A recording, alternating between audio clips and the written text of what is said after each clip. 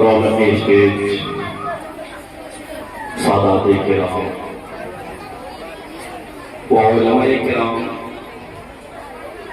خواتین اسلام، پردہ نشیباں اور بہنیں، بالخصوص منبع علم و حکمت پیکر علوم و فنون، جامع منقولات و معقولات، ادیب الادب، مکارم الاخلاق، امین الاشفاق، حضرت علامہ و مولانا غفران اللہ صاحب قبلہ، خلیفہ حضور رئیس ملت، السلام علیکم ورحمۃ اللہ وبرکاتہ۔ الحمدللہ رب العالمین والعاقبۃ للمتقین والصلاۃ والسلام علی سید المرسلین، اما بعد، اعوذ باللہ من الشیطان الرجیم، بسم اللہ الرحمن الرحیم۔ درود و سلام کی ڈالیاں پیش ہیں اس مکین مقدس صلی اللہ علیہ وسلم کی بارگاہ رحمت میں، جہاں سے آج بھی کونین کی باوقار زندگی کے تحفظ کے لیے یہ صدا عام طور پر آ رہی ہے، نشان منزل مقصود ہے تیری تربت یا رسول اللہ، طرف کے کہہ دے سبحان اللہ۔ نشان منزل مقصود ہے تیری تربت یا رسول اللہ، نشان یہ چھوڑتا ہوں اہل کارواں کے لیے۔ درود پاک ہے اللہم صلی علی سیدنا مولانا محمد عدد ما فی الالہ، صلاۃ دائمۃ بدوام ملک اللہ صلی اللہ تعالی علیہ وآلہ وسلم۔ ذہن و فکر کی تمام توانیاں نچوڑ کر اس طرح حاضری کی سعادت حاصل کر رہا ہوں۔ غوث اعظم زمانے کا سلطان ہے، غوث اعظم کا گھر گھر میں فیضان ہے، سن لیو یاد ان کی مناتے رہو، نعرے غوث اعظم لگاتے رہو، نعرے غوث اعظم لگاتے رہو۔ مسلم بیشتر مصباحی صاحب قبلہ نے بڑی اصلاحی گفتگو کی، وقت دامنگیر ہونے کی وجہ سے آگے کچھ نہ کر سکے، پوری دیر مجھے بھی برداشت فرمائیں۔ محبوب سبحانی قطب ربانی شہباز قلعہ مکانی سلطان شیخ عبدالقادر جیلانی رضی اللہ تعالیٰ نے فرمایا، قدمی حادی علی رقبت کل ولی اللہ، یعنی میرا قدم تمام ولیوں کی گردن پر ہے، انکار کسی نے نہیں کی۔ جس نے جہاں سنا گردنیں جھکا دی، حضرت زکریا مطالعی نے سنا گردن جھکا دی، حضرت بایزید بستامی نے سنا گردن جھکا دے، حضرت بدیع الدین شاہ مدار نے سنا گردن جھکا دے، حضرت رکن الدین شامی نے سنا گردن جھکا دی، تمام ولیوں نے گردن جھکا دی، چشتیوں نے گردن جھکا دی، نقشبندیوں نے گردن جھکا دی، سہروردیوں نے گردن جھکا دی، مداریوں نے گردن جھکا دی۔ تاریخ گواہ ہے، خراسان کی پہاڑی کے چٹان پر بیٹھ کر خواجاؤں کا خواجہ، راجاؤں کا راجا، ولیوں کا مہاراجا، سلطان الدین عطائے رسول، نائب مصطفیٰ، فرزند بطول، باغ نبوت کا شب کا پھول، والی ہندوستان، سرتاب قلم آل رسول، والی ہندوستان، حضرت خواجہ علی نواز نے بھی سنا، انکار نہیں کیا، گردن جھکا دے، صرف گردن نہیں جھکایا بلکہ فرمایا، بل علی علی و راسی، صدقت یا عبد القادر، اے عبد القادر، بالکل آپ نے سچ فرمایا، یہ تو آپ کا بڑپن ہے کہ آپ کا قلب مبارک میرے قدوں کے اوپر ہے، ورنہ بل علی علی و راسی، بلکہ آپ کا قلب مبارک میرے آنکھوں پر بھی ہے، میرے سروں پر بھی ہے، میرے پلکوں بھی ہے۔ کسی نے کہا میرے من میں ہے، کسی نے کہا میرے جگر میں ہے، کسی نے کہا میرے دل میں ہے، لیکن احمد رضا نے جو کہا وہ یہ کہا، یہ دل ہے، یہ جگر ہے، یہ آگے یہ سر ہے، جہاں چاہو رکھو قدم غوث اعظم۔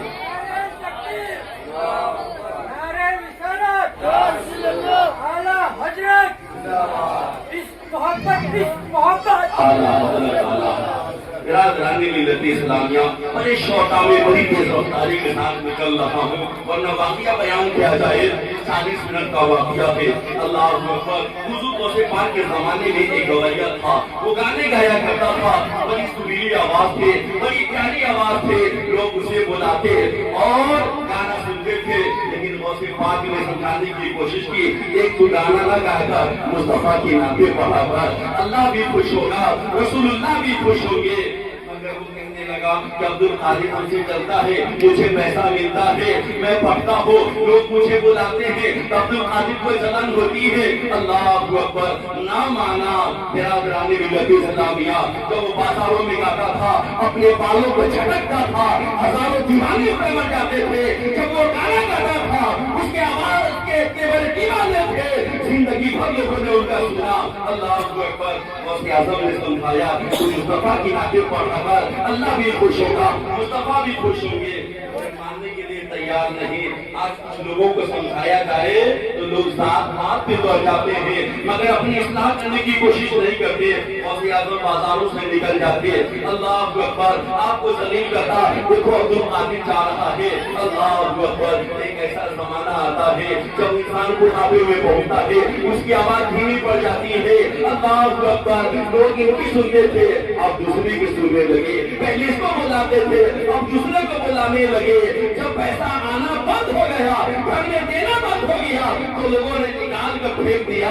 اللہ اکبر، اب یہ فقیر، اب یہ گویا قبرستان کا رخ کرتا ہے، فقیروں کے قطار میں جا کر بیٹھ جاتا ہے۔ اللہ اکبر، غوث اعظم کا وہاں سے گزر ہوتا ہے۔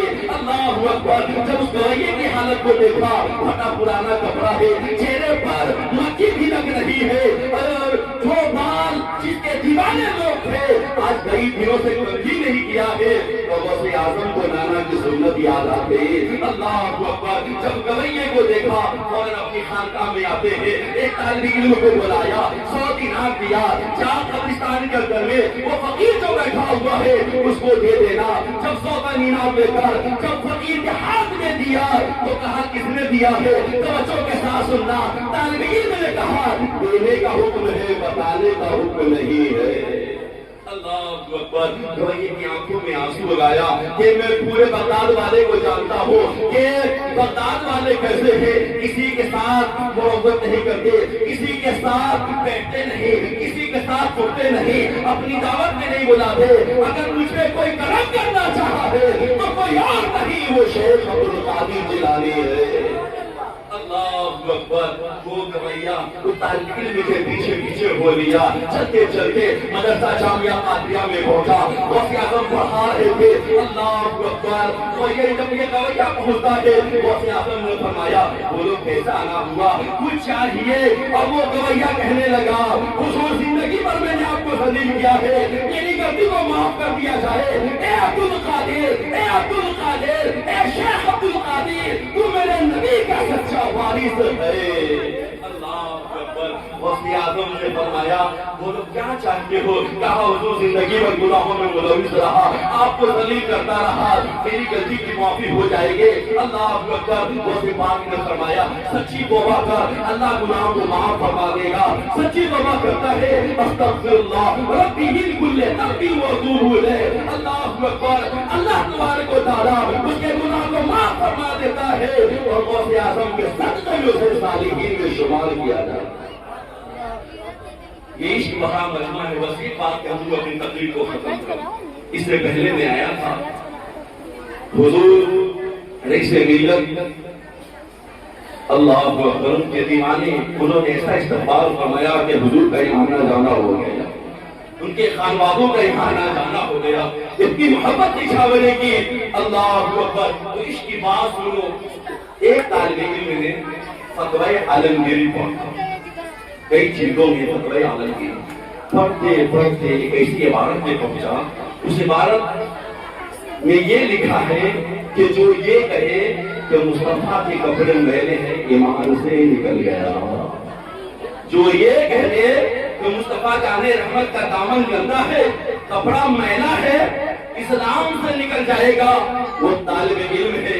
ابھی آدھا انہوں نے پڑھا ہے آدھا باقی ہے، ان کے دماغ کے اندر میں یہ ہجوم بن کے سوال آتا ایسا کیسے ہو سکتا ہے؟ انہوں نے پوچھنے کے لیے کسی کے پاس نہیں بلکہ اعلیٰ حضرت کے پاس چلے گئے۔ اللہ اکبر، حضور یہ بات سمجھ میں نہیں آ رہی ہے، ماجرا کیا ہے کہ کوئی شخص یہ کہہ دے کہ مصطفیٰ کا کپڑا گندا ہے تو ایمان سے نکل جائے گا۔ اللہ اکبر، ایک بات یہ کہہ دوں کہ میرے مصطفیٰ جان محمد صلی اللہ علیہ وسلم اپنے صحابہ کو تبلیغ کے لیے تقریر کے لیے کوئی کرسی کا انتظام نہ فرماتے، اتنا بڑا اسٹیج نہ ہوتا، جہاں چاہتے مصطفیٰ بیٹھ جاتے۔ اگر مٹی مصطفیٰ کے دامن میں لگتا، آج ہم اور آپ عام زبانوں میں یہی کو کہتے ہیں مٹی لگ گئی ہے، کپڑا گندا ہو گیا ہے، عام زبانوں میں یہ کہتے رہتے ہیں، لیکن اعلیٰ حضرت نے فرمایا، اللہ اکبر، اعلیٰ حضرت نے کیا فرمایا؟ بلکہ یہ نہ کہو کہ مصطفیٰ کے کپڑے گندے ہیں، مصطفیٰ کے کپڑے میلے ہیں، اگر خدا توفیق دے تو یہ جملہ کرو کہ مٹی نے دامن مصطفیٰ میں پناہ لے رکھی ہے۔ اللہ اکبر، مٹی نے دامن مصطفیٰ میں پناہ لے رکھی ہے۔ عشق سیکھنا ہے تو بریلی والوں سے سنو، آج ان پر ظلم و ستم کے پہاڑ توڑے جا رہے ہیں۔ اعلیٰ حضرت کے شہزادوں کو بڑی امتحان میں تھے، اللہ کریم کی بارگاہ میں دعا کرتے ہیں اس محفل پاک کے صدقے میں ان تمام شہزادگان اعلیٰ حضرت پر جو مصیبتیں آن پڑی ہے اللہ تعالیٰ رفع فرمائے۔ وآخر دعوانا ان الحمدللہ۔